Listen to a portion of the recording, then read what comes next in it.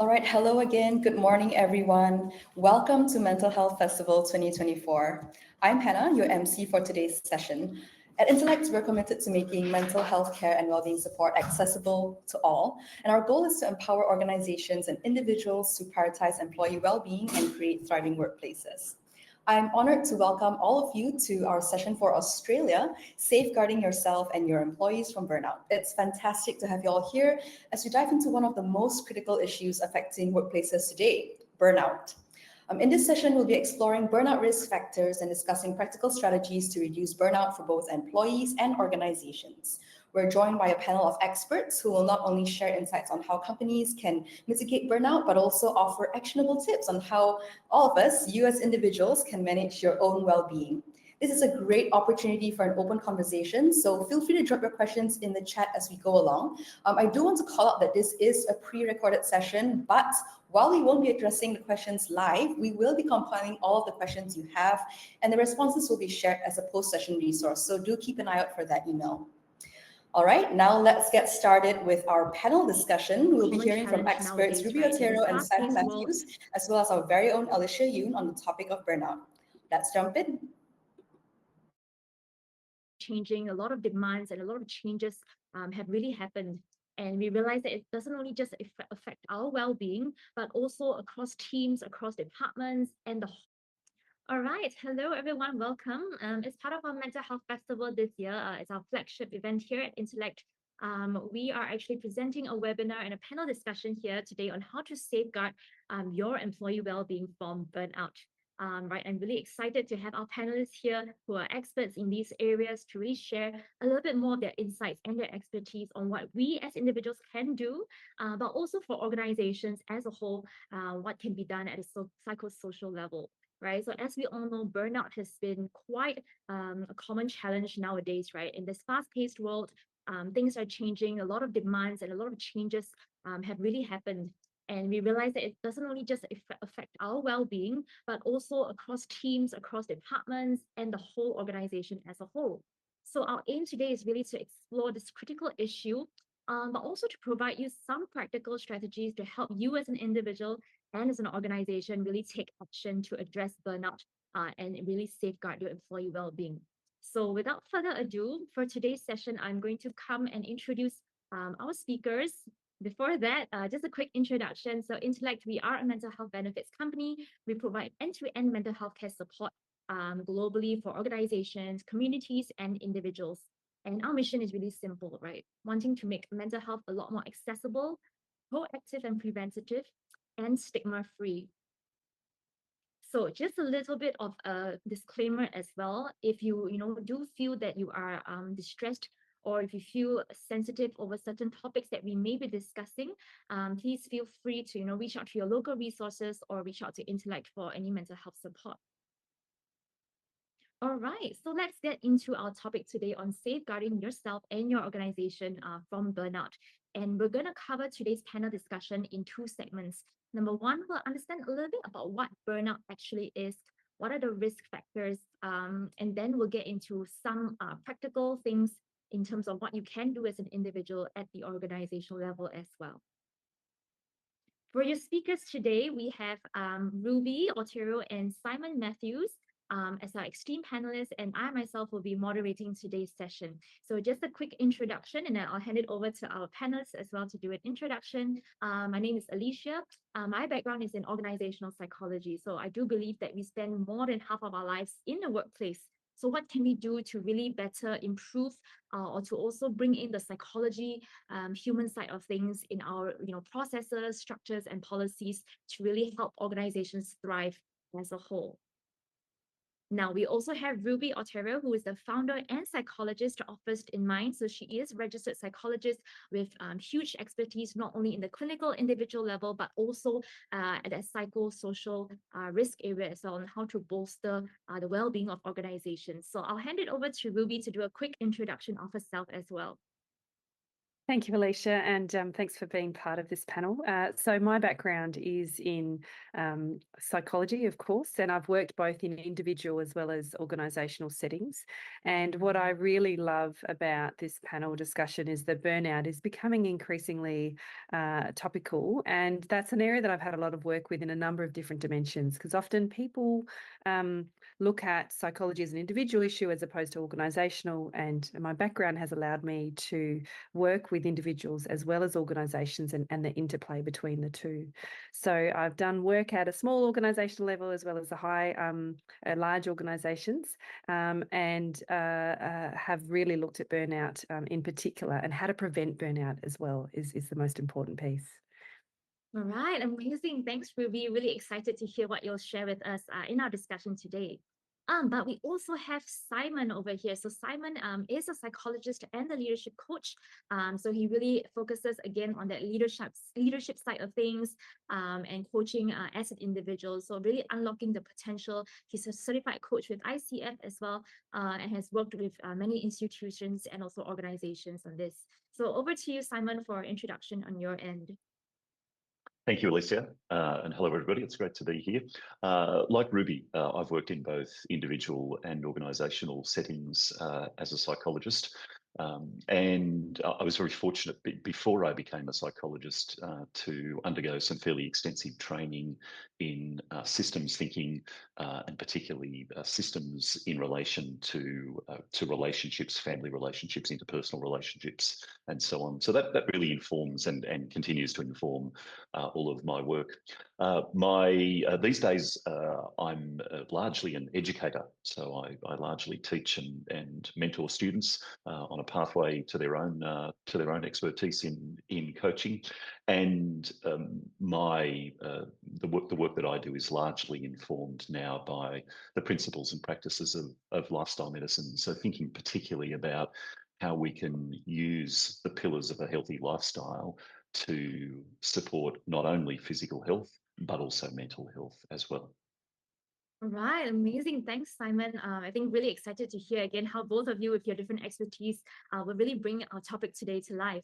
So let's get into it. Let's start our panel discussion on that topic of burnout. Okay, so let's start off with the first part. I think the first segment is really understanding what burnout is. So I think my question, I will start off with Simon. From your experience working with individuals, with leadership, what exactly is burnout, and what is it like for the individual? When I first started working as a psychologist in the 1990s, Alicia, I think we had a different understanding of burnout back then, and thankfully it's changed. So when I first started working, burnout was largely seen as something that belongs to the individual worker. These days, we would say that burnout is an occupational phenomenon and an organisational phenomenon. And I'm going to let Ruby answer a significant part of this too, because I know she has some particular expertise. The key, though, one of the keys is that in an individual, burnout can look like a number of other mental health disorders, or it can look like someone perhaps is on the pathway towards a mental health disorder, like depression, like anxiety, or similar. So we need to understand a lot of complex factors to be able to say whether we're talking with someone who is experiencing burnout, or we're talking with someone who's experiencing, for example, depression or anxiety for a set of other reasons.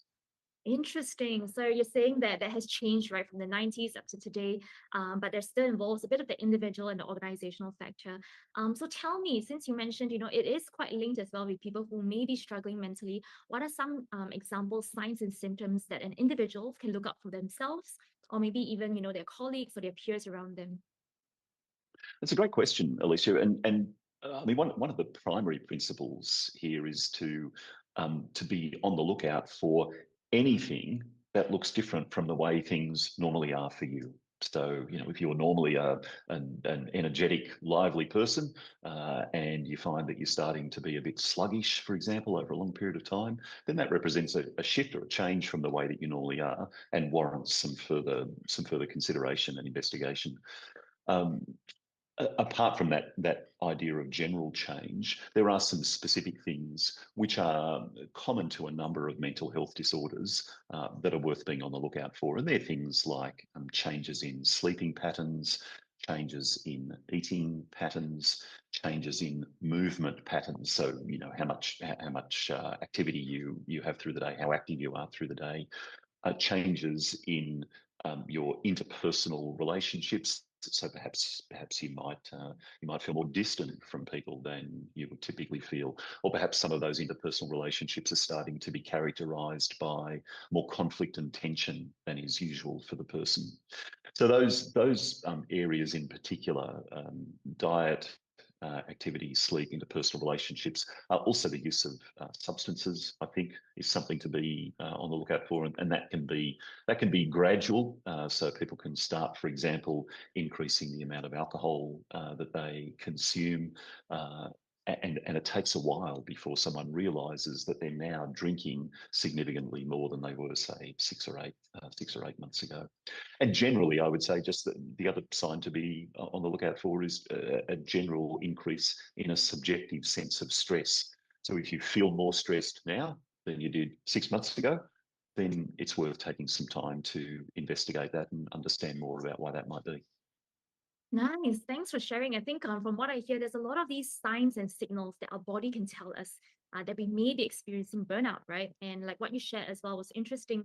You emphasize that there's that change, right? So whether you used to be very outgoing and now you're a little bit more withdrawn and quiet versus someone who's maybe all the while introverted and they just like being alone, that may look different. Right, but I also really loved how you talked about it not only affects the individual, but it starts to affect the interactions. So I think there's a little bit of that ripple effect that we see. And I guess that really links over to you, Ruby, in terms of how prevalent have we seen burnout across, Australia and New Zealand? Are there certain industries or roles are at higher risk of burnout? That's a really good question, Alicia. That's hard to answer for similar reasons as what Simon pointed out just then. So because we're looking at a change, then that change can look differently depending on, as you just mentioned, Alicia, that look, if I'm introverted, that could just be that I'm more introverted, whether I'm extroverted. Well, if there's a drastic change in that, you're probably going to see that more with extroverts becoming more introverted, for example. In terms of the statistics, it's a similar trend to what Simon sort of pointed out before. There has been a change.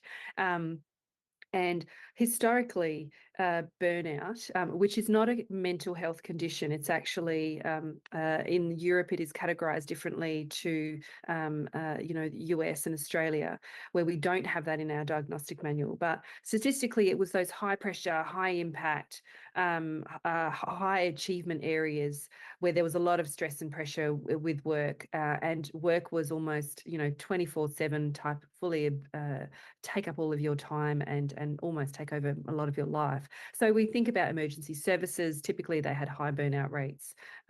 We also think about sort of high pressure work roles like, in the legal profession, in the medical and health profession, because there is that constant demand and need of work, demands of work rather. And what we're seeing incrementally is that more and more industries and professions are being added to the list of high burnout. So where previously it was more sort of the high long work day type professions, highly demanding of our time, we're now seeing more incrementally things like hospitality and retail, and now have got equivalent burnout rates to some of the more historically common areas where we had burnout, like health, for example, or emergency services. I've recently seen some articles as recent as 2 weeks ago where marketing and those in the promotional space, they've got a high lot of burnout because of the need and the demand for their work and their services. So we typically would be able to say, look, these industries are more prone. We've now shifted into actually the accessibility, working from home is a lot more prevalent, which then expands our day. So more and more people are working harder and longer hours, which is the factor that leads to burnout as opposed to now being specifically to an industry. Wow. Yeah. Yeah, like what you said, there are certain industries that are predispositioned to maybe more burnout, but because of how the world works today, with access to technology and information, it seems like a lot of industries are going into that, right? And that was not even expected in the first place. And I think you touched on, beyond just the industry-specific challenges, but some of the risk factors that may contribute to burnout at the organizational level. So maybe over to you, Simon, just to put a bit of flavor into that. Beyond these organizational risk factors, are there any risk factors at the individual level, perhaps maybe from their personal lives or other individual factors that can actually play a part into burnout? Yeah, and this is where the whole notion of burnout, I think, really enters that level of complexity that it's important for all of us to understand. And the short answer is absolutely yes. There are certainly things that, if you like, predispose any individual towards a decline or a change in their mental health, or indeed towards burnout.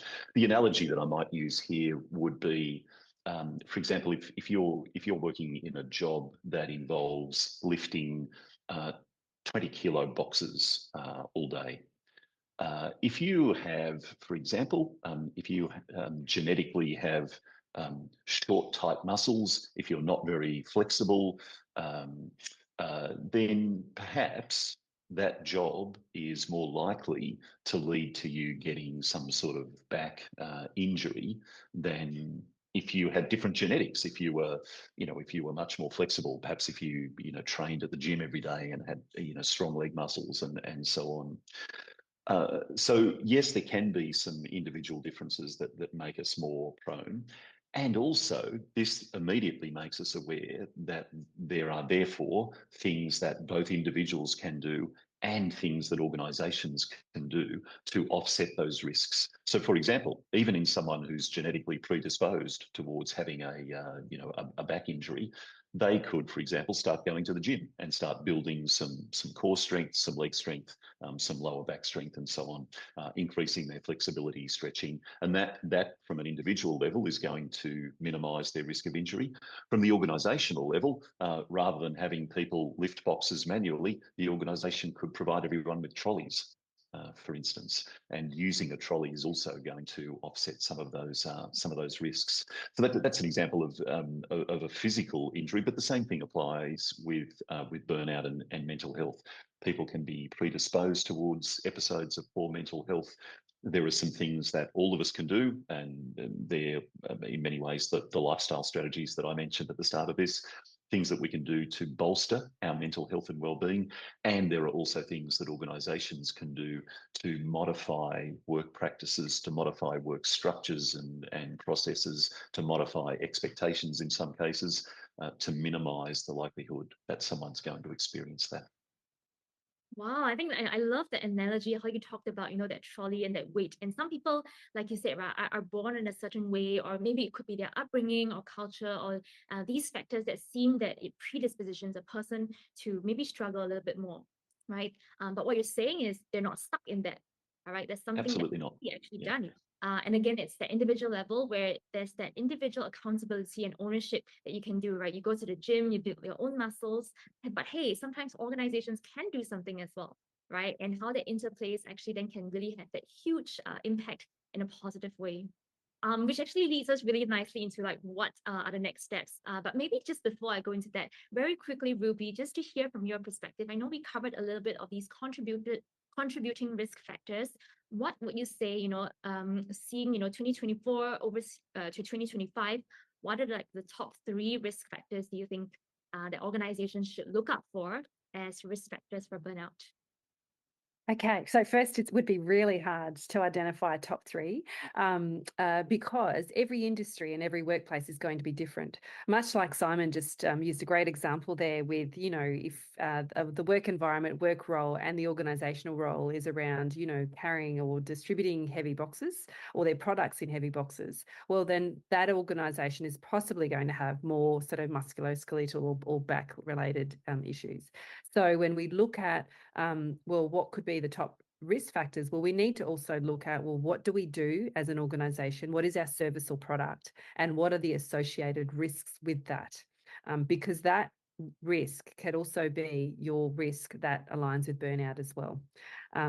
So knowing your industry and knowing your specific risk factors for the product or service that you provide is one of those key ones to look at. So especially when we look at customer service roles, if we have a 24-hour help desk, then that means you're having to manage shift work, for example. So, and whilst that, if you're a global company, you can work with your time zones to be able to manage that. If you're based in one time zone, then that means you've got people working around the clock, which straight away that will increase your risk factor for sort of the fatigue related effects to do with your product and service. And I suppose when we look at organisationally, I would say that job design is one of the key things we want to look at. So how is the job that our employees do, not just in one area, but in supporting areas as well? How is that workload managed? Is that workload for an individual or a team manageable, and have we resourced it adequately enough? So when we look at resourcing, that doesn't just mean money. It also means, have we got enough people to do the work? And is that work evenly or relatively evenly distributed?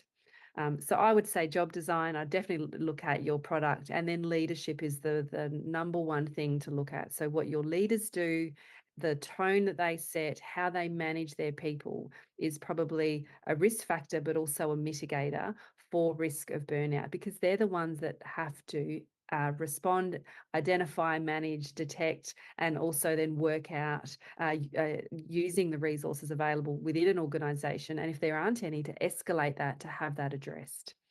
So that would be the three overarching things I would look at from an organisational systems perspective to go, well, have we covered our high risk factors? Have we, what's our job design? Is our work design in a way that is manageable and achievable? And what are the leadership functions that enable the workforce to do their respective work and jobs? Wow, really clear, actually. I feel like that's like the key takeaway for organizations already to immediately, they can go and apply after this, right? Looking at these three things. And which actually segments really well into what I want to ask Simon. Since you talked about leadership, Simon, from your work, in leadership and coaching, maybe could you share some examples you've had with clients that you've seen where, maybe either ways, either leaders, their behaviors had a negative impact and has caused the risk factors, and maybe if, through your coaching, have you seen change in them, and what was the impact like? The example that's immediately in my mind, Alicia, is actually many years old now, but it really illustrates very nicely the difference in leadership styles. And it goes back to a time when I used to do a lot of work with emergency services personnel, including police and paramedics and firefighters. And the incident that I remember was an event in which a person had been threatening suicide by leaping from a cliff. So the police were involved. The police were present there, and there were police from the local district, and there were also police negotiators from a different area. Two women police officers involved. Thankfully, the incident ultimately had a good outcome for the person concerned. The person was injured, but they survived and they received treatment and ultimately got on a better pathway. So that's an important takeaway from this. There was ultimately a good outcome. But the two police officers involved. Here's the interesting thing. One of those police officers went back to their own leadership, and the response of their own leadership was, "How are you doing? What can I do to support you? Let's check in regularly over the next few days and just see how you're going." It was a very distressing incident to be a part of. So that was characteristic of the first style of leadership. The second style of leadership, I subsequently learned, the person went back to their commanding officer, who quite literally said to this person, "You're all good, aren't you? We don't need to get anyone else involved." And that was it. And if you think about the power dynamics, for example, in the police force, this was a more junior woman police officer and a more senior male police officer. What are you going to say? Yeah, what are you going to say? No, I'm not doing so well, actually. I really would like to speak to someone. So she just said, "Oh, Yeah, no, yeah, I'm fine. I'm okay. And of course, subsequently, she went off work and lodged a workers' compensation claim, and she was quite unwell for a period of time. So that marked difference. I mean, these two police officers were present at the same event. They largely witnessed the same things. They went back to very different leadership styles, and ultimately experienced very different outcomes. The other great piece of great piece of news, though, is that leadership is changeable. So you know that person who said, "Well, you're all okay, aren't you? We don't need to do anything else." That was an unhelpful response at the time. However, if we become aware of those sorts of responses, then coaching, training, and some other interventions can be used to both educate leaders and also to teach and support them to develop different styles of engaging with their staff that are going to be perceived as more supportive.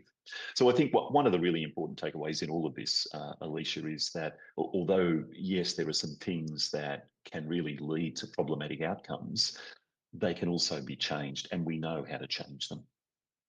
Wow, that's really powerful. I love the story how you shared as well, right?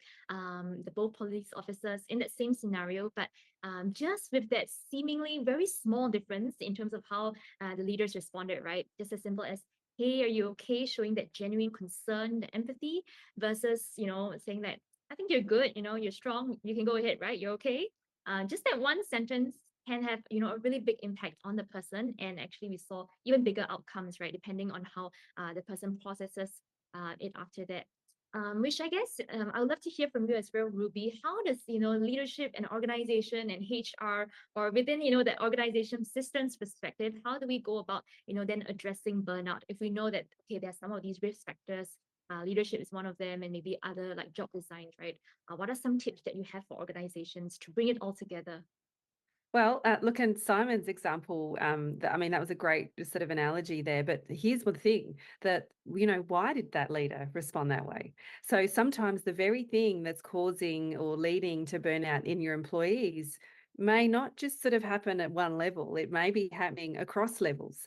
So, getting curious, it's really easy to kind of go, oh, wow, that's poor leadership, not good. But at the same time, we've got to get a bit curious and kind of go, hang on, particularly if it's out of character for that person, right? To sort of kind of go, hang on a minute, what might be going on there when it's either out of character or fairly obvious that that would not be a helpful response?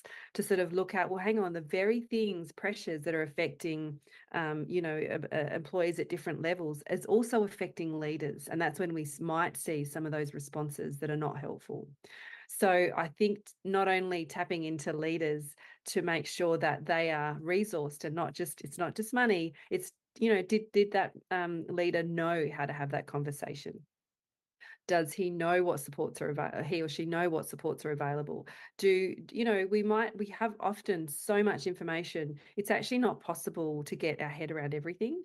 So do we actually communicate, but also make it accessible so that new leaders and also leaders that have had some experience in the organisation and been there for a long time, are they aware of those new initiatives? So having information, knowledge, and getting really curious when we have certain incidents that make sort of head scratch moments, as I say, where it doesn't make sense for a leader to respond that way, we kind of want to understand what factors contribute to that, but also the very things that are affecting our workforce may also be impacting our leaders, which don't give them the capacity to spend a bit more time with an employee when they say, instead of asking them, how are you going? Part of how we ask that question actually sets the scene whether the worker or the other employee can actually say, yeah, I'm not okay, or that was really tough. And sometimes when we start posing questions saying, you're all right, we're basically saying, I don't have time to hear anything other than you're okay. So, yeah. Yeah, sorry, go ahead. I was going to say that's one of the sort of systemic things that, when we have systems, the systems might be okay, but it may be that they're not resourced, or there might be they're not okay, and that's filtering through all of our levels. So we want to kind of have, if we're thinking about HR, we want to have those people metrics that tell us how are people going, but we also want to have those operational metrics that say, what's our workload doing? you know, how much are people working? What sort of, it's great if we've got great targets and statistics about our productivity, but how do the two metrics that we have, what do they mean in terms of what's happening on a day-to-day level? Because we can absolutely surge and we can do great things over a short amount of time. But if that's becoming the practice where we're always surging, always responding, and there is no ebb and flow, there is no time to recover from surges, then we may be inadvertently fueling a system that is actually just headed for a disaster in terms of burnout, and other metrics as well that say, hey, we're not functioning particularly well. Yeah, thanks, Ruby. I think really insightful. You talked about, how, for example, Simon's example of that leader, right, that responded in that way. Actually, there were maybe other factors that we may not know, right? It wasn't just how that leader was as a person. Maybe it was that top down, maybe his or her own leader was treating him or her like that. And maybe that's part of the culture or other system level related factors that may contribute to that behavior. Which actually, I loved how you talked about, getting curious, which I think a lot of times we tend to go into the blaming mode, especially at the organizational level, or the problem solving mode. What went wrong? How do we fix it? And then how do we fix it ASAP so that it doesn't happen? And we sometimes, forget to pause and to get curious, what caused that behavior? Were there other things in place beyond the individual, or the interplay within the systems and the organization and the individual, right, that led to that outcome? Which actually I would love to hear then from Simon. Maybe what are some tips which you provide at an individual level, which could be applied for the leader themselves, their own self-work, but also, let's say we have people in our room today who are not yet managing a team, right? What can these individuals do to take away from today's session? Yeah, wonderful question, Alicia. So the things that I'm going to focus on are the things that we can control individually and things that we can immediately begin doing ourselves if we wish to. Literally the moment you walk away from this webinar. And these things work well for employees. They also work well for leaders. There are things that we can all do to look after ourselves despite what might be going on in a system around us. And they're those lifestyle factors that I mentioned at the very beginning of the webinar. So first of all, looking after your diet, making sure you're eating nutritious food. I'm not going to get into what the best diet is. There is no best diet, of course, but avoid processed food. Eat fresh food as much as you can. Eat plenty of vegetables. Eat fruit. Fresh food that has a lot of nutrition in it.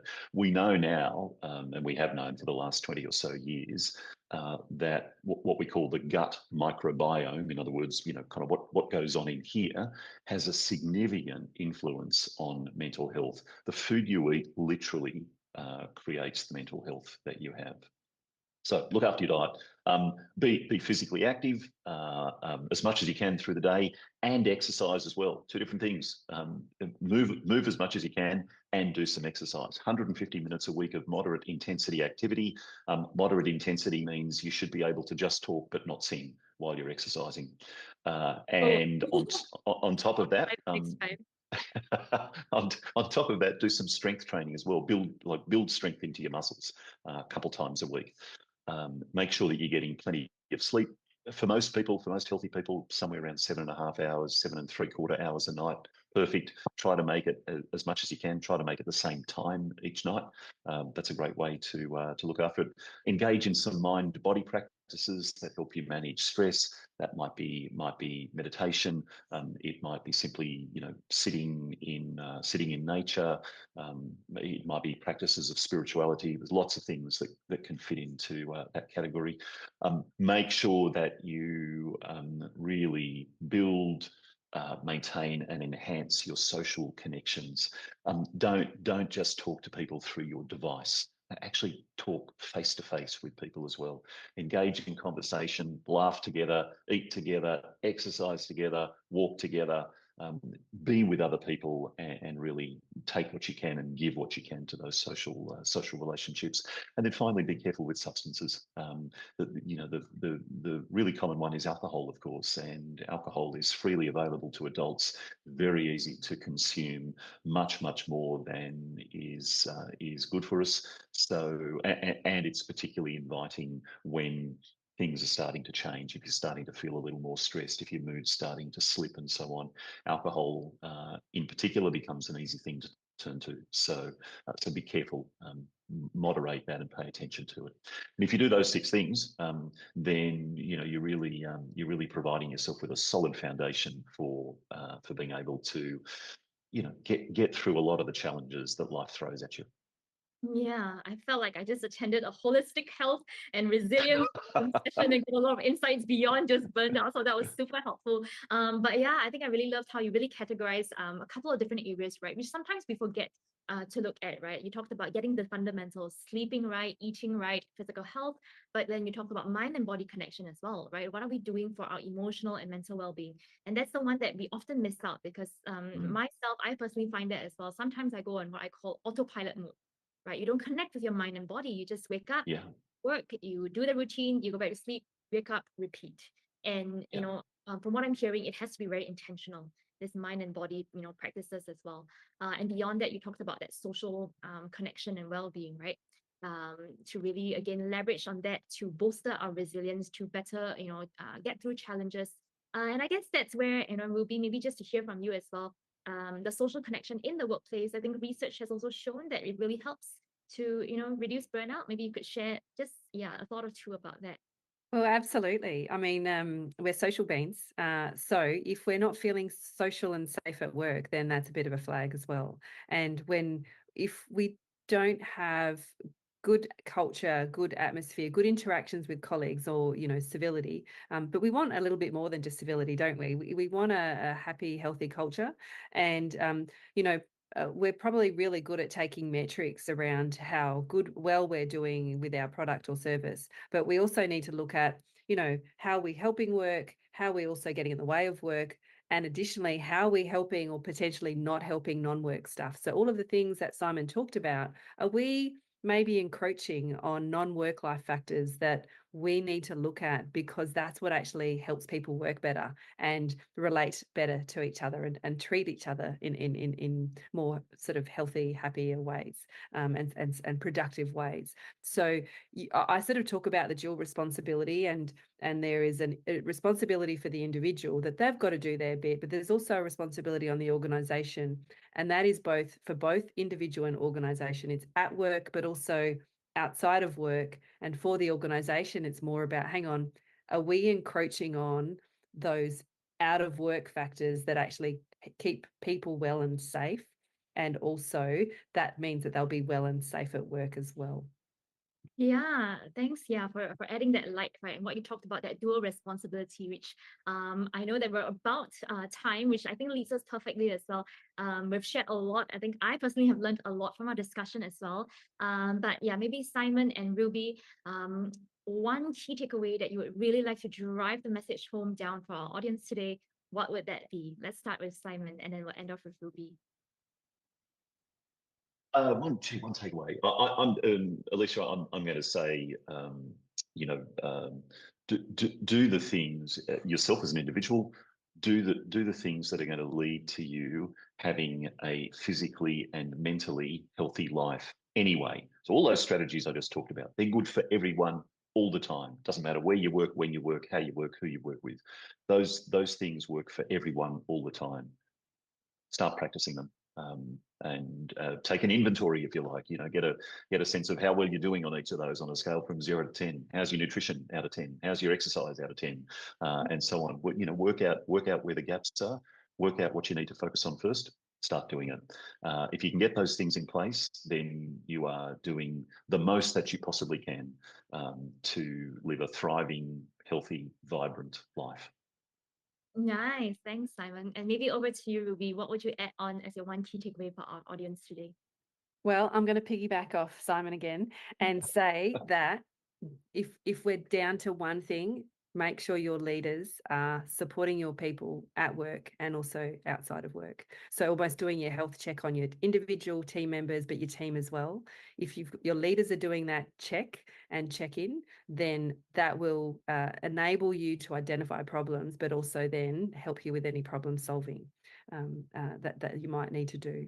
So yeah, I think health check, your leaders are your emphasis if we want to have a healthy workplace, because they can identify problems, also fix problems or potentially, but also they create a culture where it's okay to actually come forward and talk about work, or potentially even flag that there's some non-work stuff going on that impacts me at work. Yeah. All right. Thank you so much. Amazing. All right. I think, yeah, definitely a key takeaway from me as well, from both of you, is really, again, that dual responsibility, and the leaders can really work with the organization and the management level to, enable that, so that at the individual level, they can also thrive, after they've also done their part. Yeah. Oh, great. Okay. Yeah, so thank you so much, Ruby and Simon. Really enjoyed our discussion today. I think I've learned a lot as well.